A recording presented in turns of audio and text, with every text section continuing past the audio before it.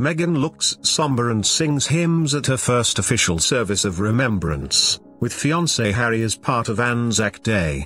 On a cool spring morning in April, Meghan Markle took part in her first official service of remembrance, as she joined her fiancé, Prince Harry, at an Anzac Day Dawn Service. Organised by the New Zealand and Australian High Commissions, the couple arrived at Wellington Arch in central London, for the Service of Commemoration. Meghan looked suitably sombre in a green coat, black hat and heels, with her hair loose. The couple sang hymns including Abide With Me, before Prince Harry lay wreaths at both the New Zealand and Australian memorials.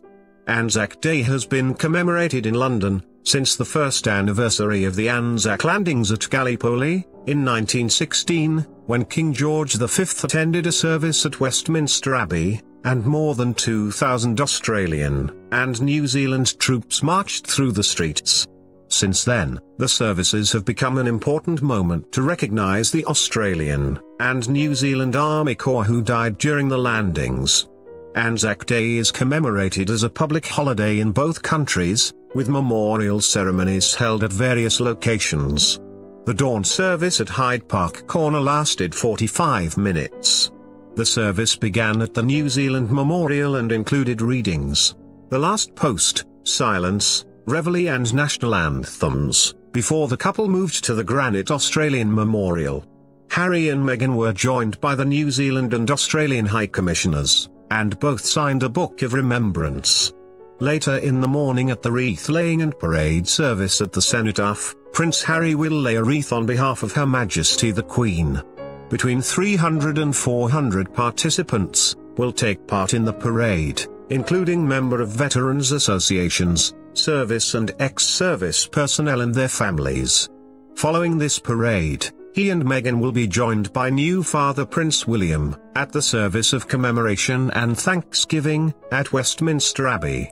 This will be a traditional church service, incorporating an act of remembrance, the last post and Kemal Atatürk's words from Anzac read by the Turkish ambassador to the UK.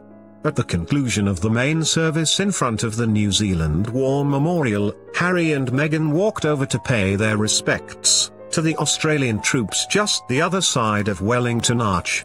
The Australian War Memorial was dedicated, in 2003 to the 102,000 Australian dead of the First and Second World Wars. Harry took the lead, although glanced several times behind him to make sure his fiancée was following. The couple first went to sign a book of commemoration together, believed to the first time Miss Markle has done so. She then watched from the side as Harry laid a beautiful wreath at the base of the granite memorial, with a handwritten card which read, "In loving memory of those who made the ultimate sacrifice, and the many whose lives were changed forever.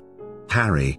He bowed and then waited for Miss Markle to join him before they thanked their hosts, and walked off to their waiting car for the short drive back to Kensington Palace.